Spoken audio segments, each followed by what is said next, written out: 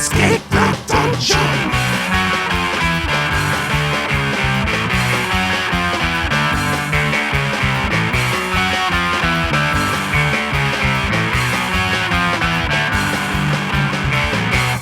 Hello, everybody. This is Escape the Dungeon, the podcast where we ask you to join us as we explore the world beyond the world's oldest role-playing game. My name is Mike Cripps, and I will be your host and game master, and I am joined by three stellar players. Zach Brass.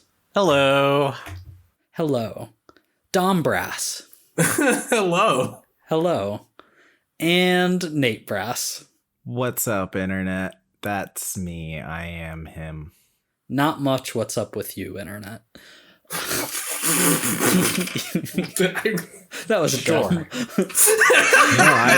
It is incredible. Go on.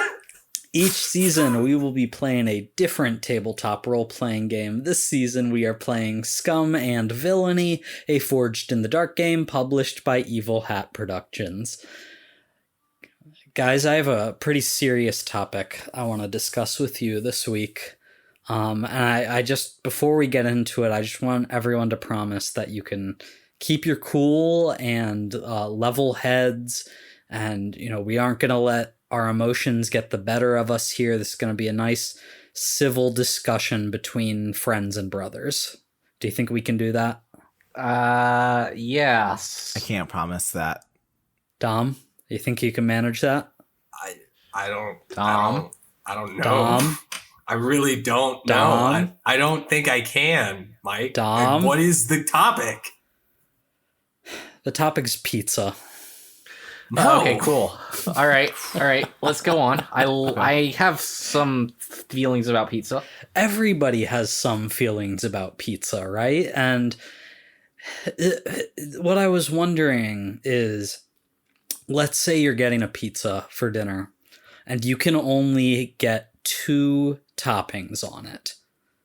What are you getting? Oh, dear God. Mushrooms, green peppers. I was going to say mushrooms, onions. That's a good second. Wow. 2 quick answers.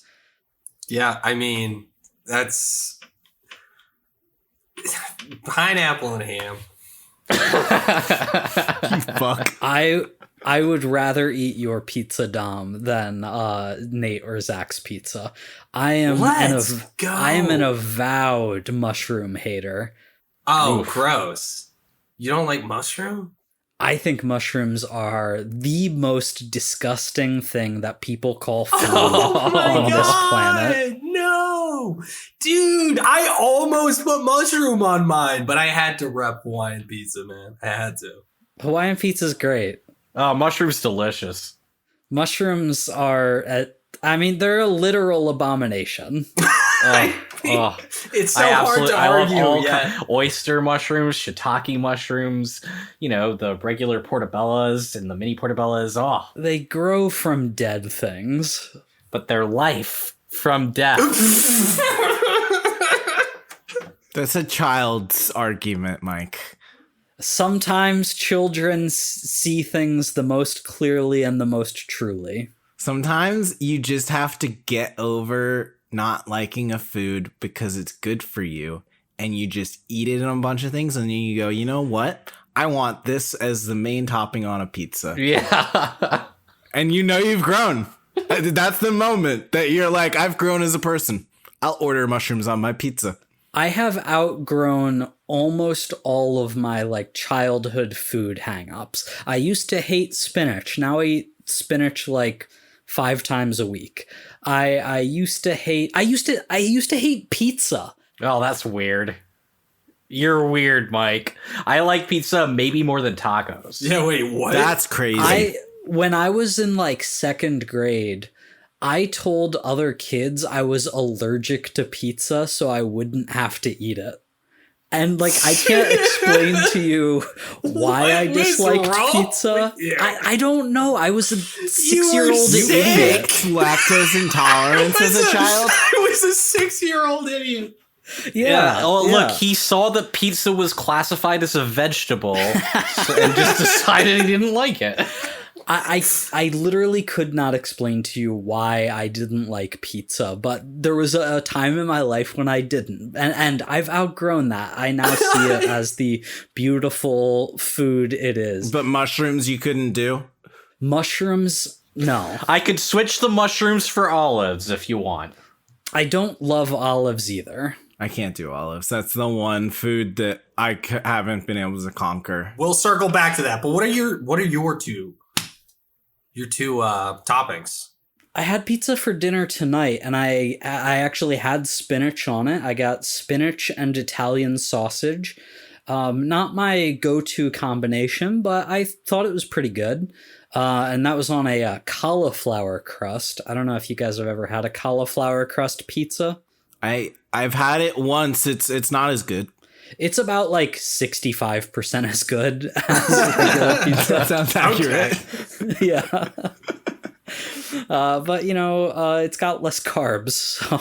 Yeah. No, fair. Yeah, I mean, I like a lot of cauliflower-based stuff. But I really never dabbled into the cauliflower world, to be honest. I'm just deep in the that's cauliflower world these days. yeah, it's a good world to be in. I've had mashed cauliflower. I've had riced cauliflower. I've had cauliflower grits. I use a ricer to mash my potatoes, so I'm struggling here. I like basically anything but mushrooms on a pizza. Oh, Dude, mushrooms probably and my that's first the choice. way to learn First to thing. love mushrooms too, dude. Mushrooms on pizza is dope. And so I actually don't love Chicago as a pizza city, and that's not because of course, the deep you're from dish the East thing. Coast. I think I think deep dish pizza is fine. It's good. My issue with Chicago as a pizza city is it will cost you $25 to get a large cheese pizza. That's fair. And yeah, and I haven't found a place that does an East Coast style pizza as good as, the local places by where we grew up. But there is one place that's sort of around the corner from where I live that they're decent enough. They're overpriced, but, we'd go there every once in a while. A few months ago, we were having some guests over. We were entertaining. And, people decided they wanted pizza, like, big groups do. And immediately it's like, oh, okay, what kind of the fancy artisanal pizzas here do we want to get? And somebody's like, let's get the super shroom fungal pizza, or whatever it's Sounds called. so good. I know, right? You mean it's got multiple kinds? I had to be like, okay, guys, please, can we get one normal pizza? That is all I ask for. Do you guys ever wish you could just like take a year off of work and work at a bunch of different restaurants and just learn from all your favorite restaurants how to cook your favorite foods? No, I can't think of anything more stressful than working in a I restaurant. was gonna say that sounds very stressful. Just be a cook in all your favorite restaurants for like a year. Oh, I'd work at the bar at the restaurant. No, you have to be in the kitchen so you're learning like these foods that you Yeah, that's love. like the whole It's point. fair. Plus, if any one of us would be down for that, I feel like it would be you. So I just have flashbacks to when I did work as a dishwasher in a restaurant. Sounds awful. Yeah. Well, when the meth-addled cook is throwing pans at you because you didn't clean them well enough. Well, that doesn't have to be one of your favorite restaurants then. Speaking of meth-addled cooks, let's play our game.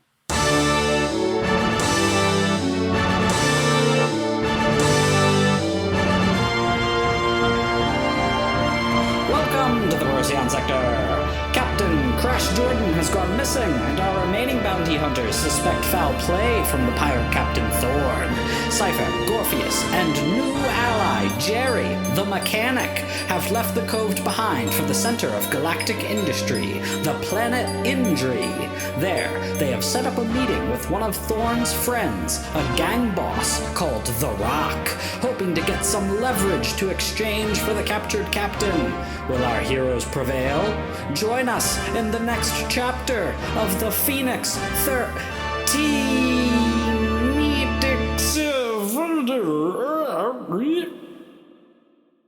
You guys are in a old-timey style Western saloon. There's a guy at one of those pianos wearing like a vest and a cowboy hat, and he's got a big handlebar mustache. And there's a bunch of Tumbleweed. Yeah, there's a bunch of tumbleweeds rolling around the bar. And you have been introduced to this chicken-headed Xeno. If you recall, he has human teeth in his beak. Oh, yeah. Creepy. That's so fun. Who is the proprietor of this establishment. The one they call The Rock. That's without a K, of course. And you can smell what The Rock is cooking. And it's people. It is people. Before we get into this, we need to quickly talk about what loadout you guys are bringing. Whether that is a light, medium, or heavy load. Important decision for what you have decided is going to be a social job. Yeah. So, like, are we all in the bar right now? Did we all walk in? I assumed so, unless somebody didn't want to for some reason. Cypher did. Gorpheus did. What about Jerry? Yeah, I think Jerry didn't walk in with them. Okay. I seem to recall the same, so that's perfect. I don't know if I remember it that way, but sure.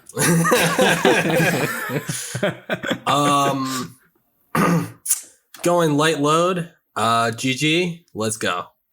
It's Cowboy World. You can be medium, and it's just normal. Everybody has guns. I'm gonna go normal load. And how about Jerry? Oh yeah, Jerry will go normal. Okay, so light, normal. Very good. So this chicken-headed gentleman in a tailored suit walks over to you with a smile. And if you recall, your friend Chet Cyberpatch is with you as well. He set up the meeting for you. And this Xeno, The Rock, says, "Bacock! Well, what do we have here? Some new friends moseying on into my establishment?" Cypher is wearing the captain's best pants, a matching jacket, and a cowboy hat. Hello there. I am acting Captain Cypher of the Phoenix 13, the greatest pilot in the galaxy, trademarked. Well met, acting captain. This is my associate Gorpheus. Hey, I'm Gorpheus. We have some interesting information that seems related to you. We were hoping to make a trade. A trade, you say? You have piqued my curiosity. Well, it seems that there's a snake currently hiding in your front lawn. And, you know, it would be a shame for them to betray you and take everything you love. But, you know, information, it doesn't always come free. Oh, no, it does not. I am well familiar with the cost of information these days. Question is, and he folds his fingers, am I willing to pay whatever cost it is you are looking for? Oh, my friend. We are only looking for a simple trade, information for information, and possibly a agreement in the future for a partnership of our own. Isn't that right, Orpheus? Yes, of course. Acting Captain Cypher. Information for information. A standard deal. It of course does depend on the nature of these two bits of information in question. Now, I will not be so rude as to ask outright what information it is you are offering, since you are clearly playing that close to the vest. But do please tell me, what is the information that you are seeking in exchange? Because... And that's when a voiceover happens. Oh, God. And that is when you fell right into our trap. Flashback. Okay, flashback right away. What do you have in mind? I would like to flashback to Cypher studying on this guy's, business dealings. What's he currently working on? How is he affected by the maelstrom? Sure. That's sort of like a combo flashback gather information roll. You would have had ample opportunity to do this. You wouldn't have needed to come into this meeting immediately upon landing on Indri. So let's say that will be a 1 stress cost flashback. And I am going to need some sort of action roll for that. You'll get some information no matter what, but this will just determine how good it is, how much it is, etc. I'm going to go for a study. Yeah, makes a ton of sense. It's obviously a controlled position roll.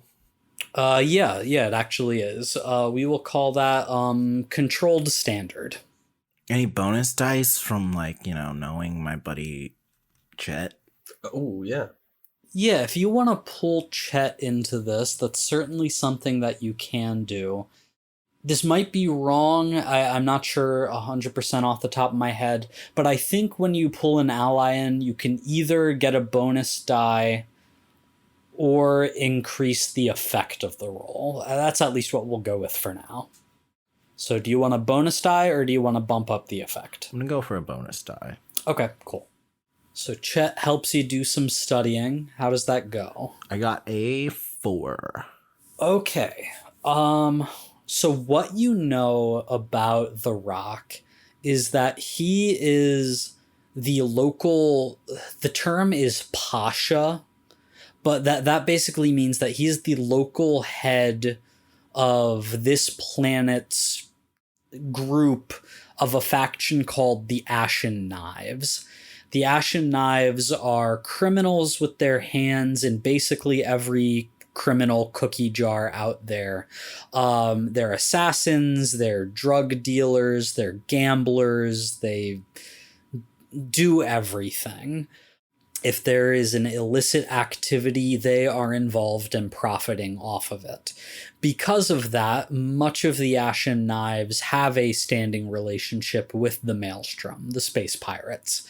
And you gather that the Rock's relationship with Thorn is particularly strong. They do a lot of business with each other, but they also see each other as equals. And as such, they have developed a genuine friendship over time.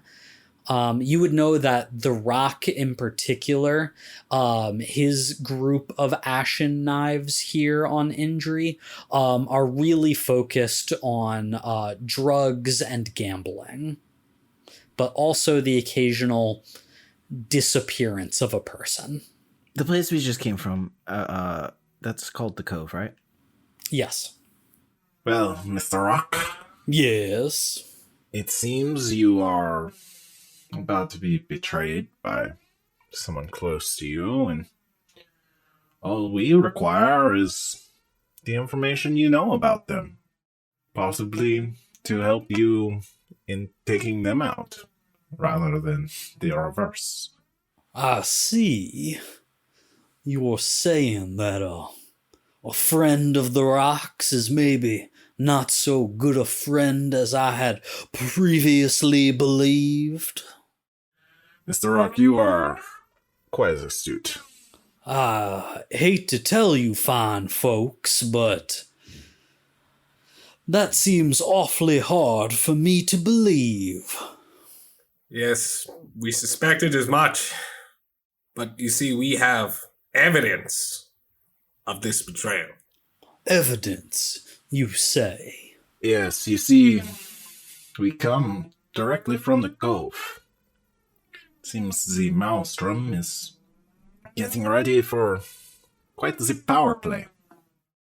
One of your friends sees this as the perfect time to prove themselves, if you know what I'm saying. Well, you simply must tell me more. But it would be improper in such a fine establishment as this is to not discuss business over a little bit of fun. Mixing business and pleasure, if you will. Would you all care to play a game with me? Oh, I love games! Yeah, games are fun. Yes, that seems like a good idea. Yeah, that was better.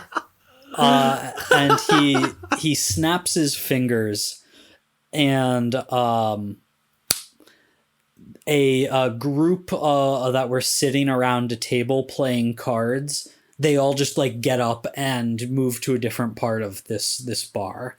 And the Rock gestures to you to sit down at the table with him, and he begins shuffling a deck of cards. Hey, I'm just asking. Did they walk away because of us? I feel bad. Did they want to play too? No, they were finished with their game. Isn't that right, boys? Bacock!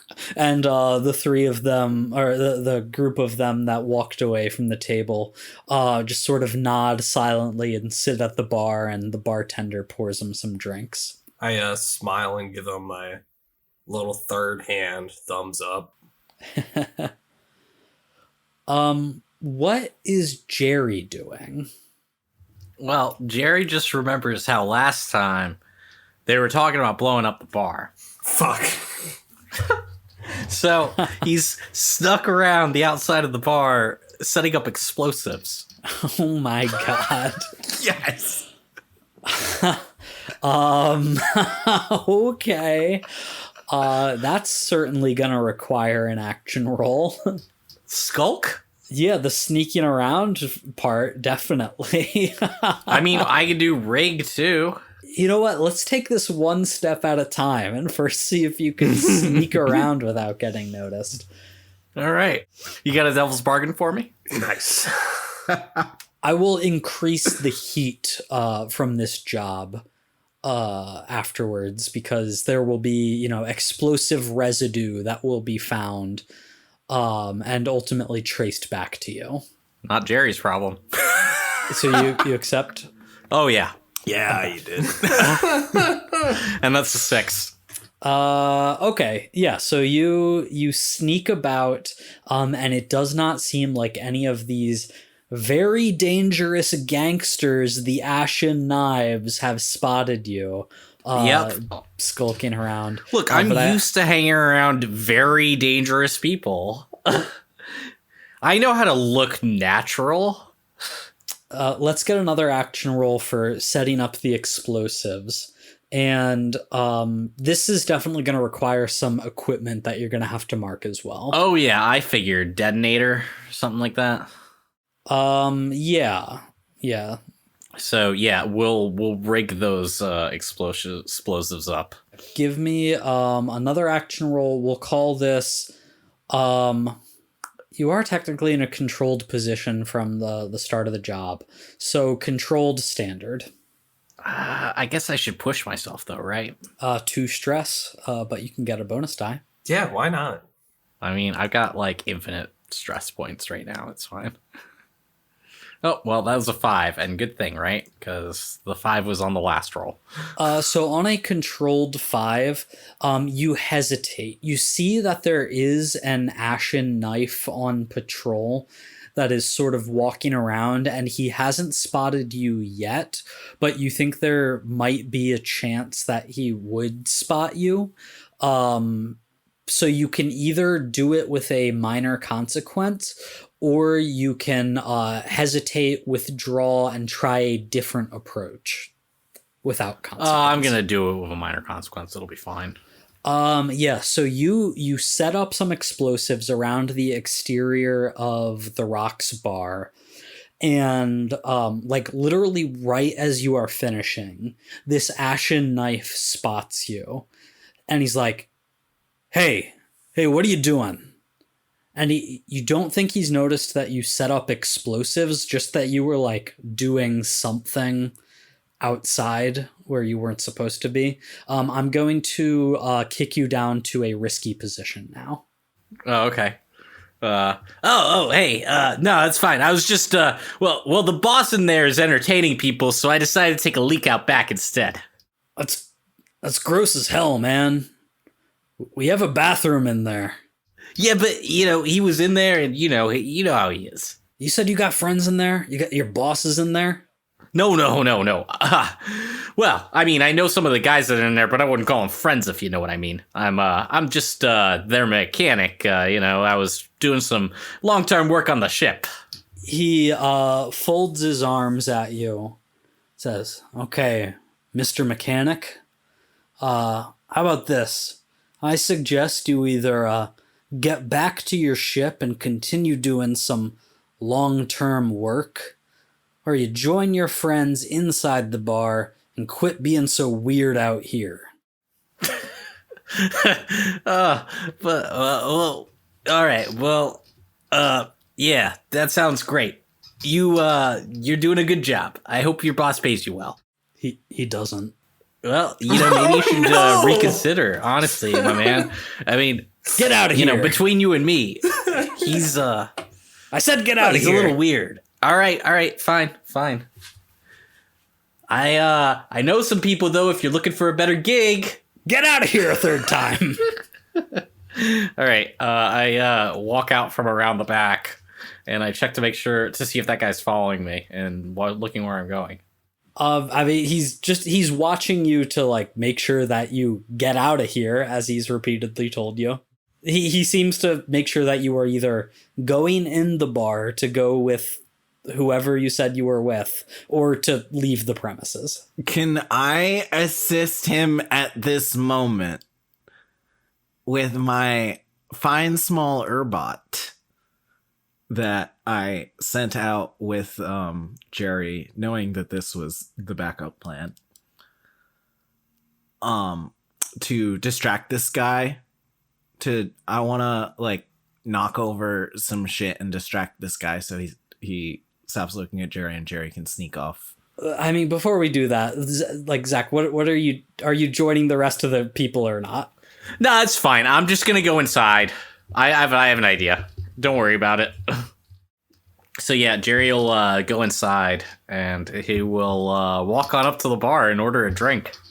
Yeah, and a mason jar of moonshine gets put in front of you. Oh, you guys make the good shit here, huh? And you see Cypher and Gorpheus sitting down to play cards with the chicken-headed Xeno that you know must be the Rock. And he sort of clocks you and makes eye contact. And then as he's shuffling the cards, says to Cypher and Gorpheus, "I do believe that is a friend of yours at the bar, isn't it?" Oh, yeah. Hey. Wait. Captain, do we know that guy? Hey, Jerry. Is his name Jerry, Captain? We can call him Jerry, right? Yeah, we totally knows this guy. Yep. This is our contact that told us this information that we were telling you. Oh, yes, Jerry, the guy with the information. So, obviously, as you can see, we are being honest with you. Yeah, I'm Jerry, I say, walking up to him. Seeing them obviously talking about me constantly. Oh, hey, Jerry. Yeah. And while the three of you certainly do seem like the paragons of virtue and honesty, I have been raised to believe that you only truly know the measure of a person's worth, the measure of their words, but playing a little cards with them. Oh, I like card games. You know Jim Rummy? I do. I prefer space blades. We're going to play my favorite game, if the three of you don't mind. Home field advantage, I see. Fair enough. I respect that. It's a little game called Go Fish. Haha, classic. And he starts shuffling the cards out to each of you. And I am going to start a clock here for you all. This is going to be something called a tug of war clock, which means that as things progress, this clock can either go up or down. So it's whether or not Cypher overcomes his addiction. It is going to be a 12-segment clock that will start with 6 segments filled. So, halfway. We're going to call this negotiation advantage for now. And should you get this clock all the way to 12 segments, you will have made a very good impression on the Rock. He will be willing to negotiate with you, come to favorable terms, take you at your word. Should that clock drop down to 0, the Rock will be done negotiating. And probably not in a way that is for your favor. Yeah. Okay. So we just got to beat him in a game of Go Fish. And so the Rock deals out some cards to you. And because these are space cards, they're all weird and they got like pictures of aliens and stuff on them. And You got any Glorkbacks? Yeah, and they have like stats and everything, but for Go Fish, you don't use those. This is a full-on trading card game. It just happens to be called the Go Fish. And it has like all the stats, like so it's got height, it's got weight, it's got You've activated my trap. Go fish. Damn. And so we're not going to play a card game turn by turn, hand by hand. But This isn't the episode where we just play Go Fish for an hour. Everybody listen to that. That makes great content. honestly, I was kind of worried I'd have to try to remember how to play Go Fish. I was getting ready to Google it. No, but you will use your various actions to try and either win the game or influence the Rock or whatever you can think of to try and sway the game / negotiation in your favor. Sound good? Sounds possible. It sounds perfect. So as the game begins, how do you guys think you try and push the advantage here? You always go for Glurklocks first. Everybody knows that Glurklock's the most common card in the deck. They got 7, and every other suit has only 6. Okay, could we go for Glocks, Clerk Narks. I wanna try and just read him in the opening few plays of the game and just kind of learn this guy's tells. Sure nobody wants to talk or something? Well, let's talk about that real quick. Obviously, this is a social job, but that doesn't mean the only way to progress is using your social attributes. You can, just like with anything else, always use any skill you want to try and achieve any outcome you want. If I think the skill you are trying to use is not a particularly effective one, I will adjust the effect level of the roll. But like, you can still achieve things by, a series of limited effect successes. All right, let's go for it. I'm excited. I'm excited to try and cheat my way through this Go Fish game. Yeah, so don't be afraid to get creative with it. I can't remember if this is in the Scum and Villainy rulebook, or maybe it's in the Blades in the Dark rulebook.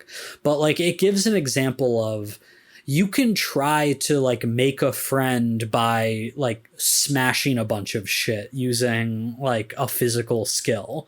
It might not always be the most effective thing for every NPC, but like, don't be afraid to try what you want to try. So with that in mind, Cypher, you said you want to try and read this guy. Yep. Just learn his tells, figure out when he's lying. Yeah, absolutely. So you sort of let him win a few rounds. And he seems hesitant to really talk business while playing, almost maybe like he's trying to read the three of you at the same time. So give me an action roll to see how well you do this. I guess I'm going to stick with study. I'm not that good at it, but let's go for it. Yeah, so this will be, I think, a risky standard study roll. I'll give you a devil's bargain. Oh, thank God. This will take some time to like really, play maybe a dozen rounds of this game, and to really get a good grip on what this guy's deal is.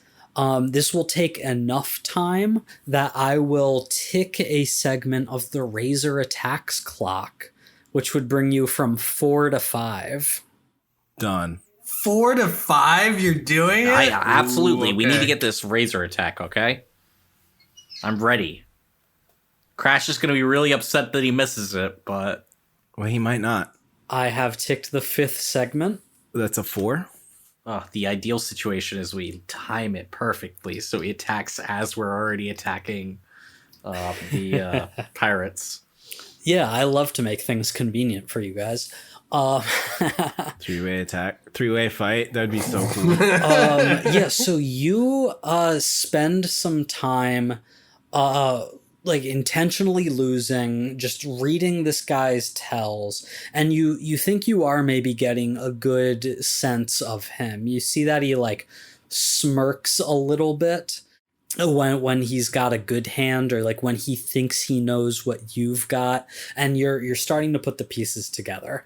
I will tick off 2 segments of that clock, bringing you to 8 of 12. But the consequence here is as you play down a winning hand, like when you figured him out, he sort of nods his head in approval. Impressive, acting Captain Cypher. What do you say we maybe raise the stakes of this game a little bit?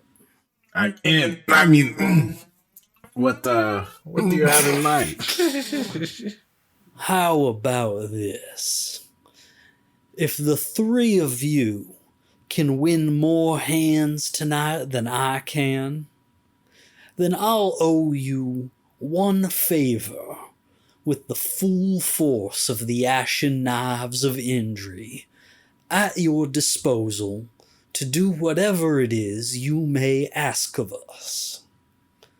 However, if I should win more hands tonight than the three of you, I get your quaint little starship that's parked away in the hangar there.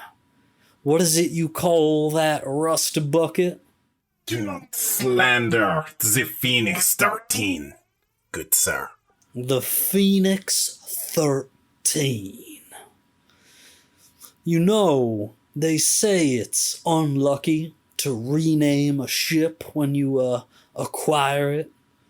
But I think I might be willing to test my luck with that once that thing is mine. Bakok! Don't do it, Cypher. You're a real son of a bitch. To be honest, I like that. You have yourself a deal, good sir. Oh, this is getting good. And he shakes your hand, Cypher. And with that deal accepted, I am going to now make Holy things hell. desperate for you all as the stakes have raised dramatically. Oh, God. What the shit? Gorgeous, you have to use your magic powers to cheat and win. Oh my goodness. Cannot lose that ship. I just put all of my life savings into getting us new guns. Oh shit. Okay. I don't want to use all my things yet, but I would like to use my raw, unbridled charisma to sway this man into just kind of being a chill guy with us, losing track of the game a little bit. And I just want to distract him, but also show us how cool we are. And we're just really fun guys. Get him to have a drink or two. Hey, bartender, get us a pitcher over here. Yeah, and so a bunch more drinks get brought over. That maybe help loosen some things up in here. Gorpheus, what action would you like to make for this? I would like to sway. Okay, this is going to be a desperate sway, I think, with limited effect. No. I mean, he wants to win so badly right now. Can I aid that to bump up the effect by offering to share some of my victory cigars? Sure. Yeah, so you will take a stress for that, for the aid. Ooh, are those from Space Cuba? The very best for the greatest pilot. So you will take a stress to aid Gorpheus, but Gorpheus, that will bump it up to a standard effect. Let's fucking go. All right. Desperate. No big deal. Standard. Boom. Let's go. Bonus die. 10. No, it's nothing. I rolled a 5. Medium good. Whew. Let's go. Yeah. Let's go. Medium good. I'm good with that. Not super bad. Not bad. No, yeah. There's like small negative effects, but like I do the thing. Yeah, there's some success. On a desperate 5, you do it, but there's a consequence. You suffer severe harm or a serious complication occurs. No. Yeah, but he's like obviously. Oh God, I hope it's not the thing I just thought of. I don't think it is, Zach. No. Because here's what happens. You play a few more hands and you break about even on them. You guys still have the collective advantage, and I'm going to tick off 2 more segments of that clock, bringing you up to 10 of 12. But yeah, baby. here is the serious complication. The Rock is laughing and having a good time with you. He seems to be enjoying himself, even if he's not winning as much as he would want. Loosened up with Space Moonshine and Cypher's cigars. And he says, "Ho, ho, ho. Now you folks sure are fun to play with. Frankly, I don't know what my cousin was talking about when he was telling me how dirty you did him. Oh. Your cousin, huh? Yeah, my cousin. You know what? He's in the kitchen right now, washing some dishes. How about I holler out for him and his little friend? And he shouts towards the back of the establishment and just goes, "Bacock! Bacock! Bacock!" And the kitchen door opens. And stepping out from it, you see another chicken-headed Xeno. This one with one arm. And behind him, a very large woman wearing mechanic's overalls. It is the two surviving members of the Wreckers. Oh! Wreckers, it's great to see you again. How have things been? Sorry to hear about Bobby. The chicken head Xeno, Cord, spots you. And his eyes narrow. Behind him, Meshkalarn crosses her beefy arms in anger. And they walk over to your table. As they're walking, Cypher turns to Jerry. Did you set up the explosives? Uh-huh. Be ready. Oh, I've been waiting for you to say the word the whole time. Hey guys! It's good to see you! How's it going, Meshkalarn? You're looking big, very strong, like you're training for something. Bacock! Well, look who it is, Meshkalarn.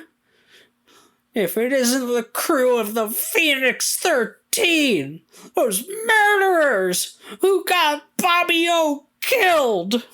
Yeah, Bobby knew the risk. Who the fuck are you? My name is Jerry. Nice to meet you. Take Bobby O's name out of your mouth. Yeah, Jerry, you gotta just let this one go, okay? Right, I'll let you guys take care of this one. Guys, Bobby O, he wasn't killed by us, he was killed by Choss. Choss's house blew him up. He had evil robots, that's not our fault. My friend Gorpheus here is a doctor. You think Gorpheus didn't do everything that he could to save Bobby O? You don't think that Gorpheus put himself in as much danger as possible to treat this man in the thick of combat in order to save his life? Meshkalarn slams her huge fist down on the table. Cards fly up into the air. And she sits down. And Cord sits down as well. Hey, I was gonna win that hand. And Meshkalarn looks at the rock. And she says, "Deal us in." And the rock obliges and deals these two new foes into the game as well. So what are you guys betting? I am going to knock one segment off the clock as well, bringing you down to 9. Now that circumstances has changed. Okay, we gotta get some good rolls here, guys. Well, if you're going to sit at the table, you have to put something up. You have to make it interesting. What do you want from us? What do we want from you? We already put the ship up, right? What are they putting into the pot? We don't want your ship. We want... What do we want, Meshkalarn, Bacock? And they huddle for a moment before Meshkalarn says, Shit, they got the good huddle corner. "We want everything from you. Oh. We want," and she points to Cypher, "his chrome head." What? All right, deal. What do we get in return? What is maybe we're not by heads? That seems like that's all against the rules. I can build him a new one. Deal. No, we'll take it. We'll take it. Deal. In return, we want to be honorary wreckers. We get to be part of the crew. All the benefits. You will never be... No, it's okay, Mescaline. It's okay. Fine. If you win, you can be honorary wreckers. But here's the thing. My cousin and I, when we play together, we've never lost Go Fish. Macaque! I fucking saw that coming. God damn it. I've never lost a bet in my life. Except for a couple times. Aside from the times that I did. And so the game continues. The stakes have raised even further. And now there are 2 more players at the table. Jerry, you haven't gone yet in this round. How do you think you are progressing here? What kind of action would you like to take? I would like to attempt to cheat. Okay. I would am I at any point going to be in charge of like shuffling this deck? Sure. Yeah, shuffling goes around the table. Great. Well, then I would like to rig the deck. Yeah, sure. That's great. I love With it. explosives. Yeah, you just try and subtly shuffle the deck in your favor. That's great. This is going to be a desperate rig roll. I'm gonna keep it at limited effect with so much at stake and so many eyes on you. All right, fine. You got any devil's bargains for me? Sure. Devil's bargain is I'll just tick off another segment of the crash injury clock that we started. Ooh, not gonna take that one. I will though use Gambit. Oh, cool. Whatever. Just use a gambit for this. Yeah, use a gambit. Don't forget to mark XP for your desperate rolls. Oh, well, that's a critical success. Ooh. Okay. On a desperate critical, you do it with increased effect. So you get the benefit of a standard effect roll on that. So I will tick off 2 more segments of the advantage clock, bringing you up to 11 of 12. Really thought I was gonna be more successful with this. But you guys are on the verge. Like, it's getting late into the night. You can tell that the other players at the table are getting a little worn out. And you are just winning hand after hand after hand with rigging the deck, shuffling the deck in your favor. You only need 1 more segment to win this negotiation. I don't even get to do a fun consequence for you. Dude. Sorry, I didn't expect guys- to be so good at cheating. You're on the precipice of outright victory. What do you guys do next? I mean, probably just victory lap at this point, honestly. We're just killing it. Orpheus, do you have any cool magic powers? Yeah, do you want to use your psycho whatever powers? I mean, honestly, it just seemed like maybe I shouldn't, because I have 4 stress limits left. That's fair. Dude, I've put a lot on the line, including both my ship, which is my life, and my life, which is my life. So, okay, yeah, that's If we true. lose, I'm dead emotionally and physically. Yeah, and I won't have a ship, so... I can build you a new head. It's not going to be as nice as the old one, and you might not be able to talk at first. Let's not plan for that. That's not good. Okay, I would like to use my special ability, side dancing. Okay, what is this? You may push yourself to cloud a target's mind and sway them in the face of contradictory evidence. I spend a stress for each additional feature. They have only vague memories of the event. Okay. It works on a small group. So how do you... Like, what are you trying to do with this? I think we'll just try to close out the game, convince everyone that we're the best gamblers in the world, and that we're super great guys, and that, it wasn't our fault that Bobbio died. Okay. Yeah, so this is going to be a desperate roll. I'm assuming attune, unless, yeah. Yeah. Desperate attune, limited effect. Devil's bargain for you, Gorpheus. As things are getting late, the rock waves over to one of the servers in the bar, comes over, he whispers to the server, nods, walks away. 5 minutes later, comes back with a silver tray and lowers the tray down to the table, and the server says, the Pasha has offered the finest to his esteemed guests.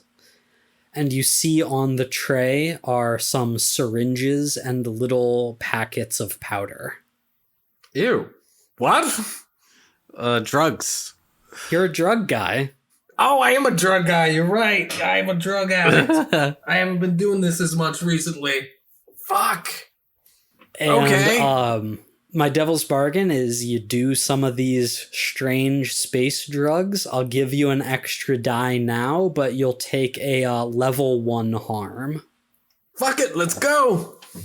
Oh, this guy likes the freaky stuff, huh? Yep. Let's fucking go. We're trying to make moves, trying to save lives here. Garfius is an animal.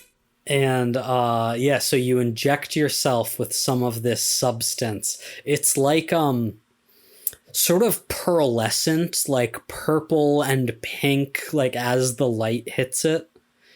And as you administer a dose, you start to feel real good, man. You start to feel great. All right, so this is limited effect? Yeah. Oh, I rolled a 5. That is a desperate 5. You do it, but there's a consequence. Fuck me, severe harm, a serious complication occurs. Here's what I'll say happens. You have good effect on the rock, and you get in his head and you cloud it up, and maybe, he took some of these drugs too. He's starting to feel a little cloudy too. And you play down the final hand of the evening, which is an emphatic win for you. You get 1 segment of the negotiation advantage clock, bringing you up to 12 of 12. This was a pretty flawless victory for you guys.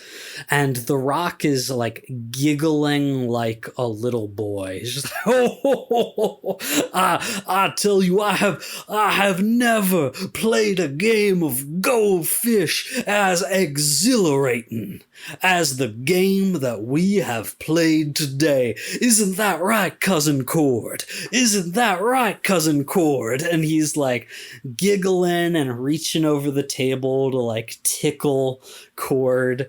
But Cord looks furious. Meshkalarn is a little dazed, but Cord is furious. And with his one arm, he flips over the table. Cards go flying across the saloon. The saloon piano player stops playing, and all eyes are once again on your group here. And Cord is so angry, and he's pointing a finger at Cypher. And he's just muttering in his like native Xeno language that just sounds like chicken squawks. But because this is a space game, you all understand that he is just saying over and over again, "You will never be a true wrecker! You will never be a true wrecker! You kill Bobbio! You will never be a true wrecker!" And looks around and lunges at his cousin and draws his cousin's gun. Oh no! I want to tackle him and push the gun away. Don't do it! Cord, we love you! Hey, man, you don't want to shoot him. It's all good. This is not Look, the man. way. And he just screams and starts opening fire, just like all around the bar. Not like aiming, just like wildly shooting. Lasers are going in every direction. Cord, look, listen to me. You have to. Force push him or something. I try to psychomagnetically pull the gun from his hand. Okay, give me an action roll here. Oh, and sorry, you, as this is happening, Gorpheus, your level 1 harm, you start seeing some, floating, like, smiley faces. And you start hearing, That happened fast. "We love you, Gorpheus. We love you so much." And you see Lasaya in the corner. And she's like, "Hi, Gorpheus." Oh shit, that's new. And I'd like you to mark a level 1 harm for tripping. Harm. Yeah, harm. This is a whole. Are you high right now? I thought you promised the captain you wouldn't do that during missions. Okay, you literally just saw me do a bunch of drugs. Like, what do you want me to say? I thought you were faking it. I don't know how drugs work. Oh, no. He pumped that right into his veins. No, he's right though. That was insensitive of me. I should have thought about that. Anyway, psychomagnetically pull this from his hand. Okay, you try to reach out and psychomagnetically pull the wildly firing blaster away from Cord. Give me an action roll. This is going to have reduced effect because of that harm. That's fine. I don't even mind. I'm gonna scramble. Is it desperate or risky? This is desperate. Would be standard because you are on equal tier with Just Cord and he's the only threat here, but because of that harm, reduced to limited again. All right, cool. That's a 6. Let's fucking go, dude. That's a 6. So you scramble over to Cord and you are able to, with a combination of your physical strength and your psychomagnetic abilities, wrestle the blaster away from Cord. But his rage has not subsided. He seems like he still just wants to hurt you. He wants to hurt everyone here. You can see he's crying a little bit. Like he's got all these emotions that are just violently bursting forth from him now. You've removed the blaster, but the threat is not subsided.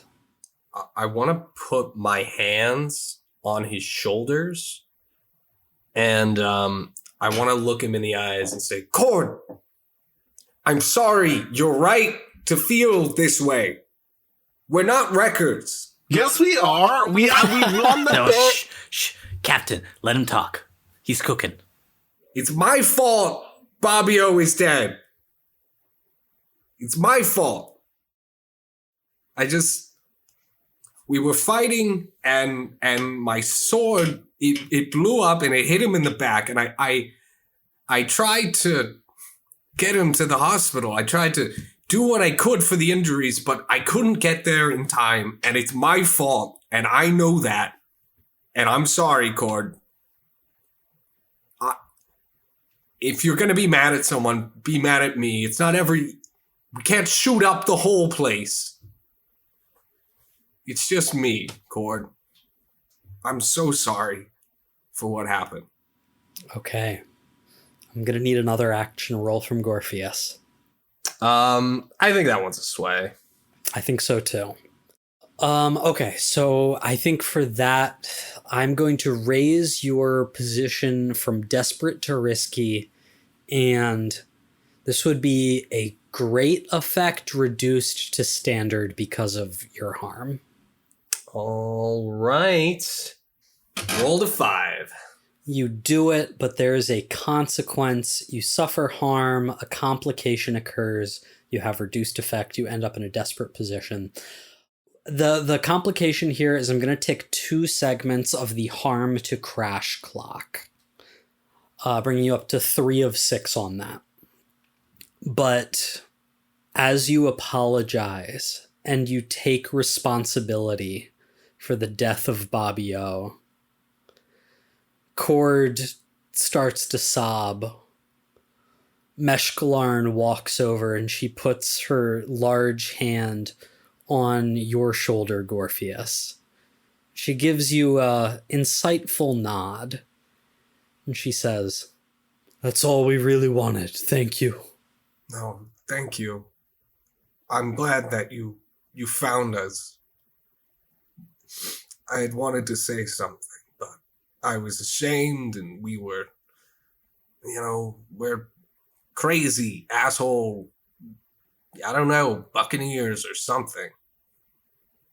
It didn't make sense, but I'm glad that I got to, I don't know, try to make some kind of peace or whatever. Thank you for being understanding. Well, if that isn't the most beautiful thing I have ever seen after a game of Go Fish. I think we need a group hug. Yes, a group hug and another round of drinks. And so you and the Wreckers and the Rock all get in a group hug. And drinks get passed around, drugs get passed around, the mood suddenly gets much more jovial. And after a few hours of partying, and the Rock has really seemed to take a shine to the 3 of you, he pulls you aside again, and he says, "All right, folks, all right. This has been a good evening. I think I have seen the full extent of your character, and I believe I am ready to talk business. You say that a friend of mine is really a foe in disguise. Which friend would this be?" Captain Thorn intends to take out the Ashen Knives to prove himself. I believe he is intending to take over more than that, but it seems he thinks his alliance with you has caused him to have knowledge that will ruin you. We were here to tell you that and offer you a chance to strike first. And because of how successful you guys were with influencing him through this game, he falls into a chair and he seems really taken back. "Thorn, Yorgar would betray me after everything I have done for him." Calculating cold bastard, what can I say? Cold bastard indeed.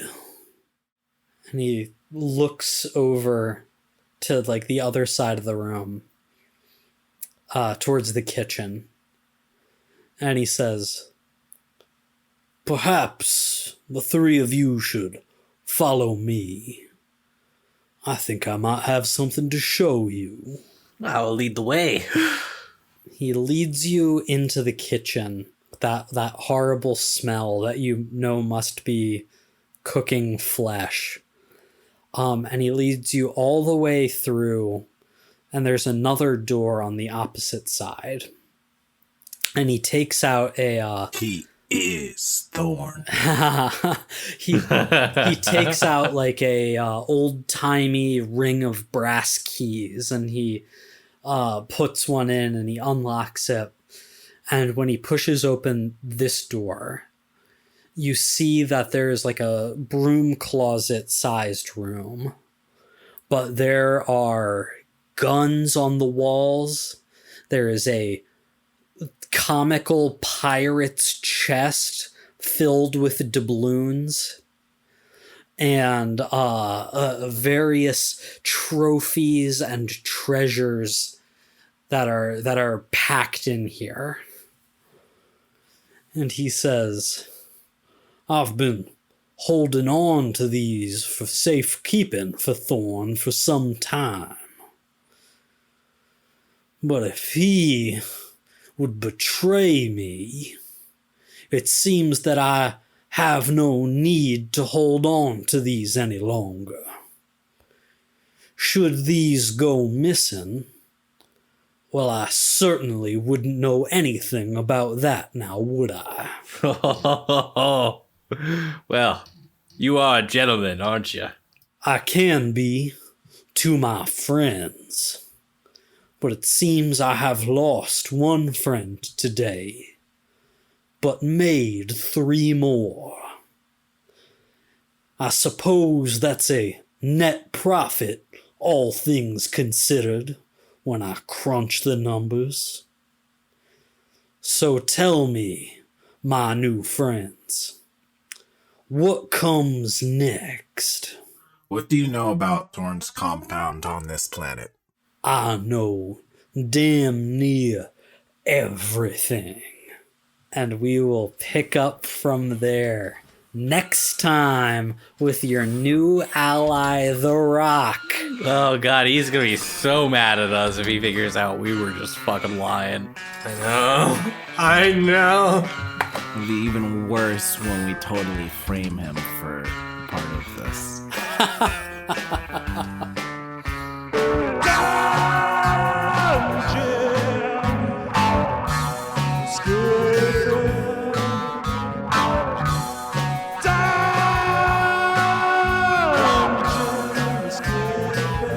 Thank you for listening to Escape the Dungeon. Escape the Dungeon is created by Dom Brass, Nate Brass, Zach Brass, and Mike Cripps, with editing and original music by Tyler Newell. If you enjoyed this show, please consider subscribing and leaving a 5-star review on your favorite podcast app. To find us on social media, go to escapethedungeonpod.com.